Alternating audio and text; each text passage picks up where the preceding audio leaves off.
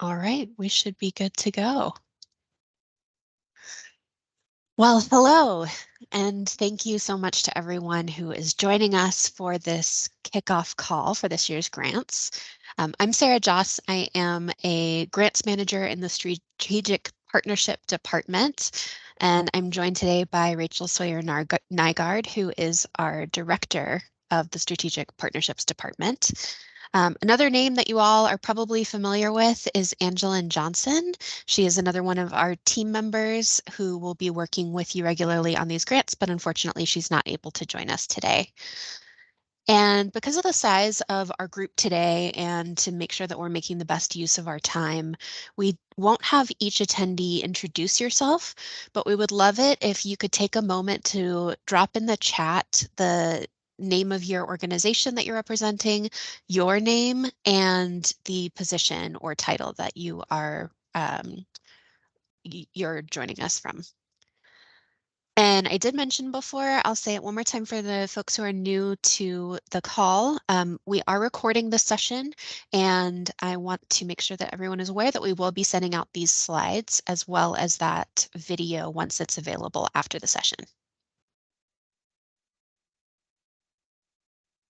So here is a list of the strategic partnership grantees for this year. And as you can see, there are quite a few organizations listed, 22 to be exact. So we've chosen not to set aside the time to introduce everyone, but we do want to acknowledge that relationships are at the heart of what we do, and we really value the connections between our organizations. So please notice the many different agencies that are represented here. It's a super impressive group of folks and a lot of really exciting and impactful projects that are represented. So stay tuned for further opportunities later on in the year for engagement and connection. Here is an overview of our agenda for our time together. The most important items for us to discuss are related to the contracts. So we'll make sure that we spend a good amount of time on that. We'll go over the important details of how to access the grant funding as well as some of the technical components of those contracts and required documentation. We've also built in some time at the end for questions and answers. So if you have any questions as things come up throughout the presentation, feel free to drop them in the chat in real time, or you can save them for later and share them out loud. So Buncombe County currently has 9 grant programs partnering with community organizations across various domains in alignment with county priorities and goals.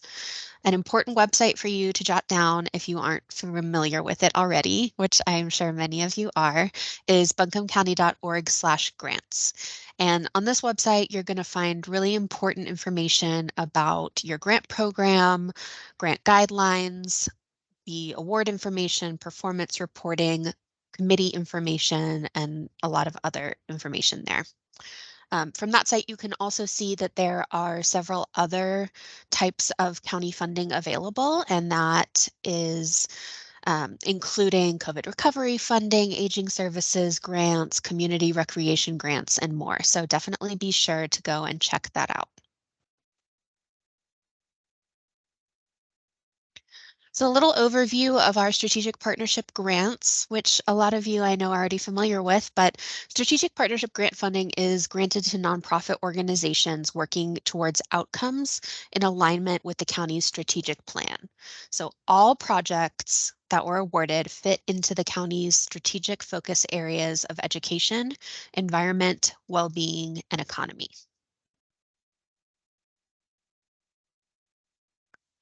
A little snapshot of the grants for fiscal year 2024, which we are quickly approaching. As you can see, we kind of give a side-by-side comparison here of the requests versus what was funded. So the total amount requested was over 3.2 million, and the total amount awarded was 900,000. There were 71 projects requested and 23 projects funded, with 67 organizations requesting funding and 22 that were actually provided awards. So a lot of need, a lot of requests, and still the 23 projects representing 22 organizations is a really wonderful, robust number of projects that we are looking at that are going to be including things such as adult and youth education, environment, basic needs, violence prevention, food, health and wellness, homelessness, mental health, legal, pets, culture, financial well-being, small businesses, and more. So here we are approaching July 1st, which is an important date because it's the start of our new grant period. Your funding is to support the 12 months of our fiscal year, which runs from July 1st to June 30th. And county staff are working diligently to equip you to be ready to get going on your grant projects. And the first step of that is to establish your contracts. Most of you have received a draft contract from me at this point, and that's something that Rachel is going to be going over in more detail in just a moment.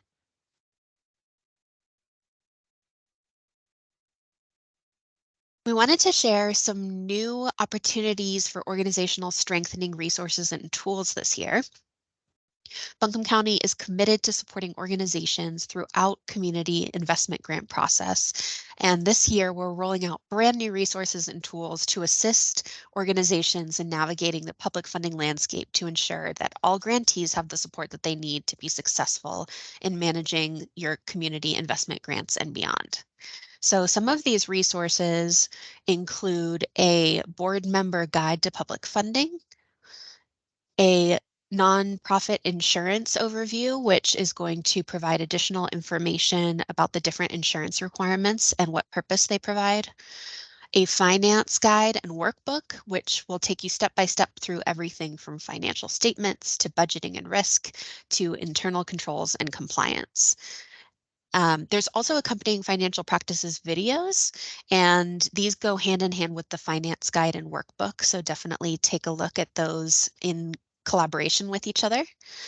And then there is the North Carolina Secretary of State Nonprofit Compliance document, which includes information to help you navigate your organization's charitable solicitation license or exemption requirements. And all of this new information can be found on that main grants page, which is buncombecounty.org/grants. If you want to take a deeper dive into these new materials and learn how to utilize them to your advantage, we are going to be holding a new grantee orientation call on July 11th at 3 p.m. And you can email Angeline Johnson to sign up for that. We'll provide her email at the end of the call. But this is something that is open to anyone, regardless of whether you are a new grantee or not. If you just want to kind of learn more about these new tools and resources or beef up your already wonderful grant administration, please feel free to attend. We would love to have you. So I'm going to turn it over to Rachel now, and she's going to walk us through some of the contract materials.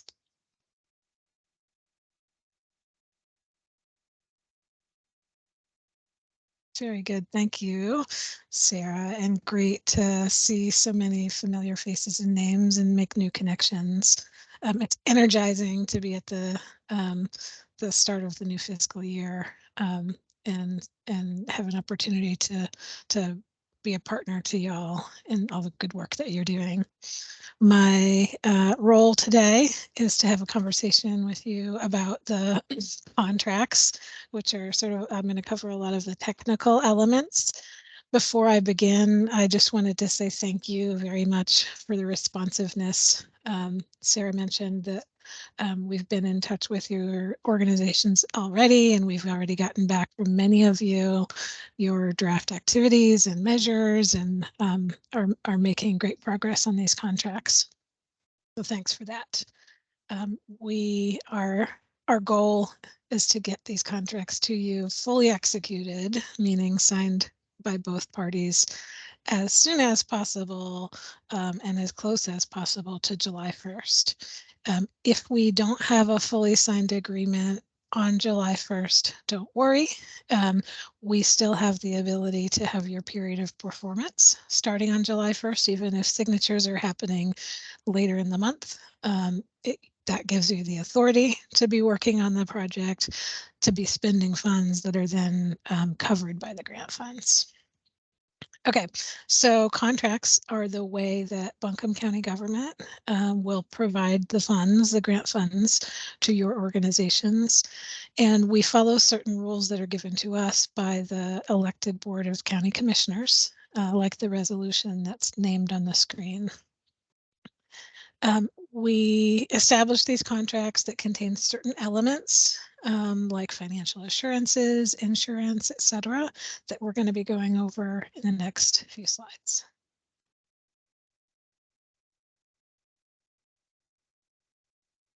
To begin, one of the elements in our contracts is nonprofit assurances, or sometimes we refer to them as financial assurances.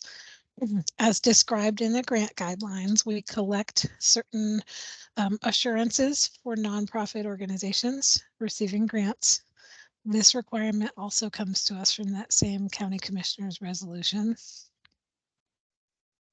The required documentation includes the most recent IRS Form 990, which is your tax filing, as well as your financial statements. We say financial statements instead of saying audit because the requirements for these are tiered according to the size of the nonprofit organization. So you can see, for example, an audit is required for organizations with revenues of $300,000 or more in a year, and then reviews and compilations are required at lower for smaller organizations with smaller budgets. If for any reason your organization doesn't have the assurance that is required, please let us know. This is something you'll hear me say multiple times and hear Sarah reiterate to please just keep that line of communication open. We have a mechanism that we refer to as a waiver to use something else. So maybe your organization is new and hasn't yet had an audited financial statement, or maybe you get an audit every other year, or maybe you've got a review instead of an audit. We can look at your situation on a case-by-case basis and look for another way to have those assurances. It might be that we collect copies of your internally prepared, like your QuickBooks or otherwise, profit and loss and balance sheet, and increase the level of monitoring. We find that there's a pathway to get there, and we're open to working with you. So we'll ask you for what's required. And if you don't have it, let us know and we'll talk. Insurance is also something that's pretty specific. Buncombe County requires contracted organizations to have the appropriate insurance for what they do. We receive guidance from the county's risk management office about the level of insurance to request depending on the nature of the work that's being conducted. When you receive your draft contract, you'll see a section listing which insurance is requested for your project and the minimum amounts of coverage that are needed. If you don't feel it's necessary to carry the amount of insurance being requested, please let us know so we can have a conversation about it with you. We would bring our risk office together and take a look as a group. Some common types of insurance that you might see are listed here, and I would mention that resource on our website that describes what each of these is.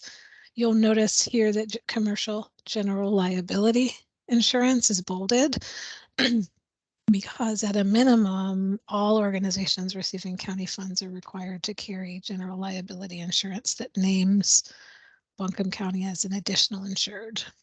So getting Buncombe County named as an additional insured is a pretty easy thing to do, and that your insurance provider should be able to provide you at no cost. If you would like to utilize grant funds to maintain the requested amount of insurance, that is allowable as long as you build it into your project budget. We'll talk more about project budgets in a minute, but I'll just state quickly that project budgets can be changed or updated.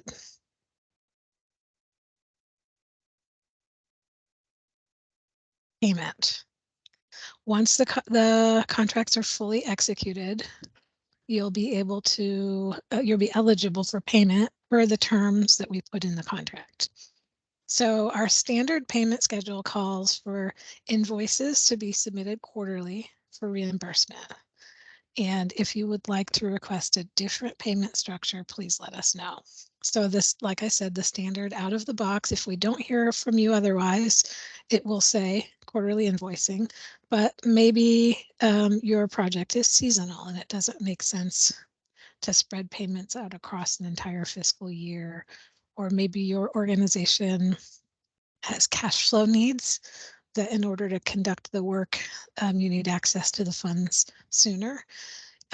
If you find that's the case for us, just stay in conversation with your grants manager, and we can work with you to come up with um, a payment structure to meet your needs.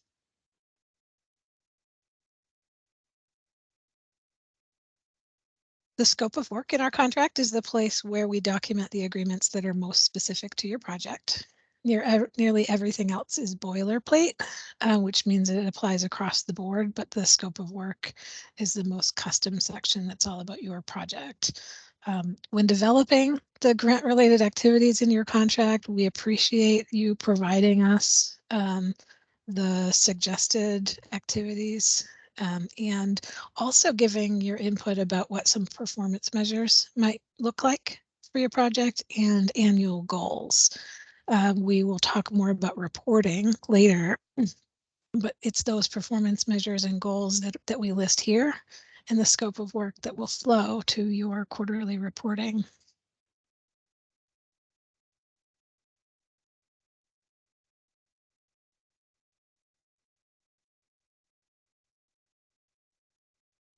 Okay, we will provide you with a reporting workbook to be used for your quarterly reports. And this is true regardless of the payment structure that you're on. There's a budget page, a narrative page, and the results tab within the workbook. The budget section, like I said, whether or not you're using it for invoicing purposes, and it's also basically serving as your drawdown for that quarterly reimbursement, or if you've accessed any money up front, this would also be how you account for the money that was spent within that quarter. We will load the form with your starting budget that you've provided us, and this gives a way to track spending against that budget throughout the year. You may request changes to your budget at any time in writing. Just send us an email explaining the line item change request and a reason for the change, and we'll make sure to give you an answer in writing. And the reason for that is it creates the paper trail or the documentation that we can save on our end and you can save on your end, documenting the change. And then we will go ahead and update your reporting form and send that to you. That doesn't mean we have to have the conversation over an email. If the conversation lends itself better to getting together in a meeting or call, no problem. And then after we've discussed the budget change, we'll formalize it in writing.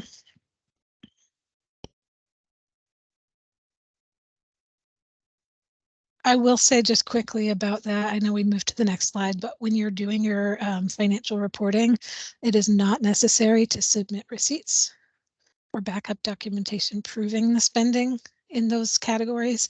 It is necessary for you to save it, and we'll talk about that, but we're not collecting at each drawdown copies of all of those receipts. It's more of like an invoice. Okay, there is a section for the narrative summary, and this is a chance for you to tell us about how the project is going. We are providing separate narrative boxes for each quarter so that viewers of your report can see the cumulative year-to-date status updates. We do publish your reports on the Strategic Partnership Grant website so that committee can follow along with the activities and the results of the projects that they recommended funding for, and that members of the public who also want to follow along with the work can do so. If you would like to attach additional materials as separate documents when you email in your report to us, you're welcome to do that, encouraged even to do that. And what we would do is append or add it into your report that we publish. We know that the character limits in the form are narrow and only allow you to say and demonstrate just so much, which is why adding materials can be a great way to convey the impact. There's also a section for numerical measures or results, and this goes back to the performance measures and annual goals from your scope of work. You report on these each quarter. Do note one area that is a common snag that people get tripped up is the reporting new activity only. So because we're automatically totaling your numbers across the quarters, say your goal was to serve 30 students and you served 28 in the first quarter and you served 29 in the second quarter, you wouldn't want to put a 29, you would just have put a 1 showing that you've got to 29 so far.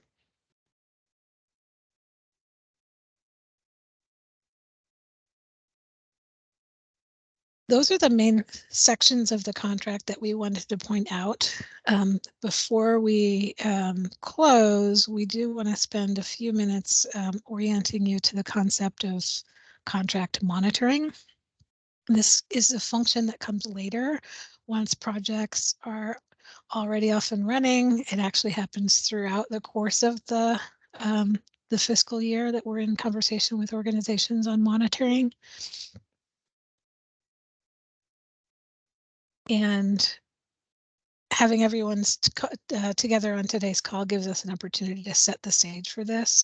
So I mentioned on the financial component that you're not submitting copies of every document and every receipt when you bill.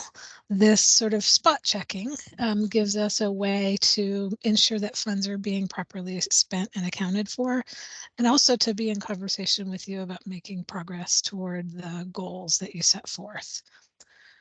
So we do conduct an in-depth type of monitoring, sometimes known as desk reviews. That's a term that we borrow from the federal government. Essentially, it's an interview style meeting. Not all organizations get picked for one of these every year. We select them based on a random sample. So some organizations get a monitoring or a desk review because their number got drawn. Or we might select an organization for monitoring for other reasons, like I mentioned, substituting it for as part of the waiver. So during a desk review or a monitoring, we conduct an interview. We ask the organization questions about their project, both on the programmatic and the financial side, and then gather a set of follow-up documents that go along with the information that you reported during that call. And again, that's in service to the commitments that we have as a local government, guided by the North Carolina general statutes on how public funds can be used, so that we've got the assurance. It does often bring up needs and opportunities for organizations where they have areas to grow or improve. We do have a commitment to be a supportive partner to you on those capacity building or organizational strengthening areas. And we do allow grant funds to be used for capacity building purposes. And we also are working to strengthen and broaden our partnerships in the community where other capacity building resources can be brought in, whether in kind or financial.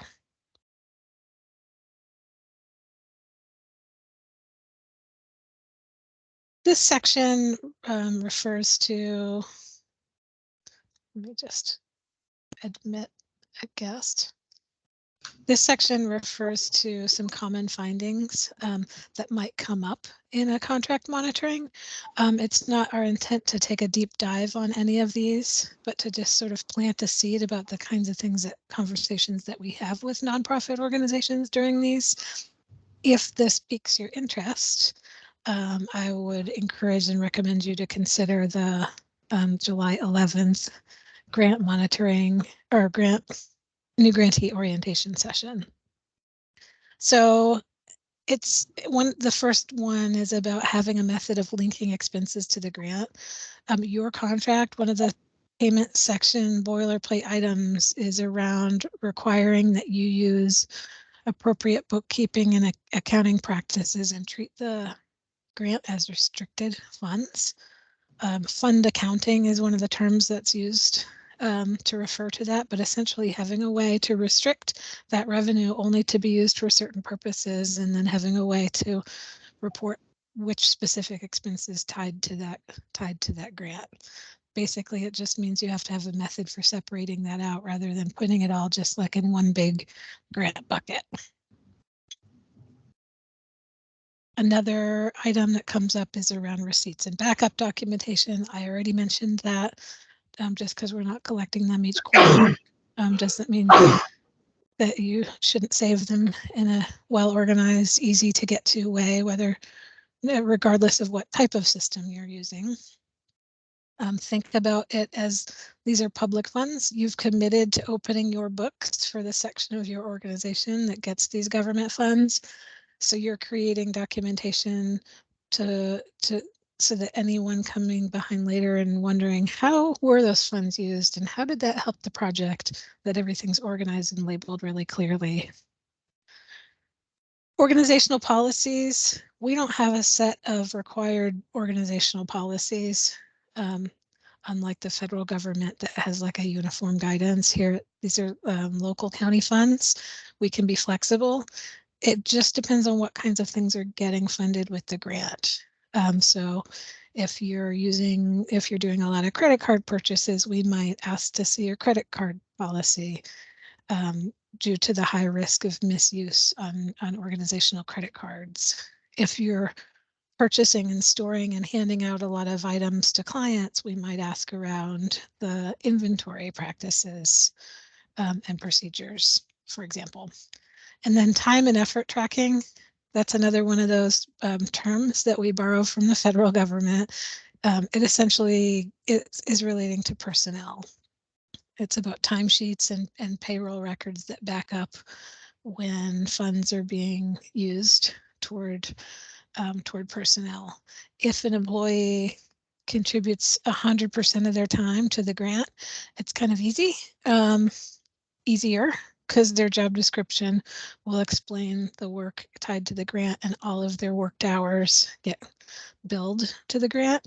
If they're contributing a portion of their time, a percentage of their time paid to this grant and a percentage of their time paid by other funding sources, that's when it's important to come up with a system and have a good time and effort tracking system that will correspond with the grant invoices and create basically the documentation or the rationale for how much was charged to the grant every month or every quarter.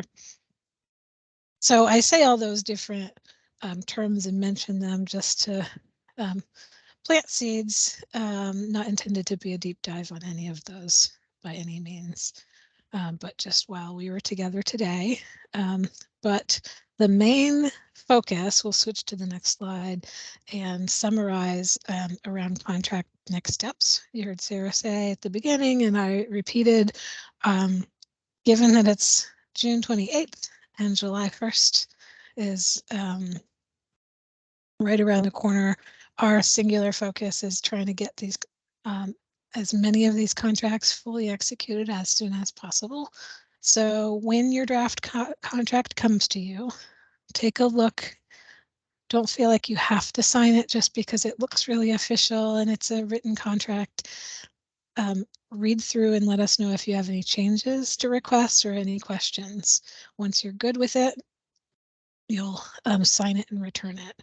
One change for this year is that there will not be a notary section. We are not requiring contracts to be notarized, so that makes life a little bit easier, and we can take electronic signatures. We don't have like a DocuSign or anything like that, but you could use whatever electronic signature your organization uses. Um, like for example, I've got a way to sign in a PDF and just to apply a signature. We can accept those now. So you'll sign it, send it back, and then attach the list of things that Sarah's email says that we need from you. Um, the 990 in financial statements, the certificate of insurance, and potentially new supplier forms if your organization is new to doing business with Buncombe County. There's our contact information. Our our door is always open. Glad to take a call or an email from you anytime, and encourage you just to, again, to feel free to reach out anytime you're wondering about something rather than assuming. Just give us a call or a chat anytime. I think that's it, and we will drop the slides and go to questions. I saw one came up, but I was focusing and I was worried I'd get off track if I answered it when it came up. It was from April. April, would you like me to read this off, or would you like to read it off? Hey, Rachel, I'm happy to. So I just think maybe that I missed something when you were talking about the quarterly kind of service numbers reports that we're submitting. You said, if you serve 28 people in one quarter and 29 in the next, you report one. So does that mean you serve 29 new people in the next, or you're just reporting the one additional? Basically, do you want unique numbers served every quarter or cumulative? It might depend on the wording of the specific performance measure, but we do try to, particularly on clients served, we try to do a unique count. And so there's no way necessarily for us to know what that unique count is, because only you are holding those clients. But the idea is, don't count somebody in a quarter if you've already counted them in previous quarter. Right. So ours is around outreach. And so we don't deduplicate. So if we provided an educational session and Sam came in quarter one, and then we provided a whole different educational session and Sam came again in quarter two, Sam would get reported each session. Is that okay? It is, I think, as long as we label it correctly and don't try to make it seem like it's unduplicated. And so, Sarah, maybe you can just flag to take a look at the helpmate agreement and make sure it makes sense intuitively to the reader. Yep, Thanks a whole happy to bunch. take I a look at appreciate that. it. Thanks again. Any other questions that folks might have?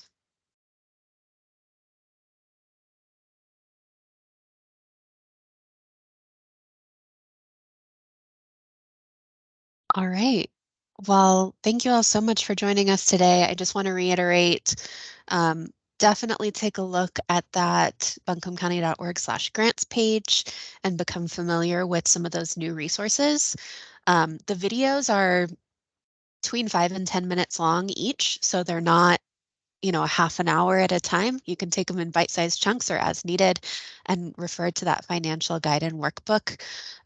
We're excited about these resources and really hope that they'll be supportive for organizations, and would welcome any feedback that you all have as you're going through and utilizing them. Don't hesitate to reach out to myself, Angeline, or Rachel. We are here to help, especially in this contracting period, which is kind of a crunch time, we know. And a lot of organizations have a change in fiscal year now as well. So we know what that's like. But we are here. Please hear that. And yes, if you have not already taken a look at the draft contract that I sent your way, please do that. sooner than later so that we can make sure to get everything executed, get you all some funding, and get these projects started. So I'd I like just want to say, oh, go ahead. no, go ahead, Rachel. Before we closed, I wanted to say, I don't think we pointed out during the funding snapshot that 22 organizations in this grant portfolio is quite a few less than in previous years. I think we had 37 in the FY23 year, and that's reflective of our committee's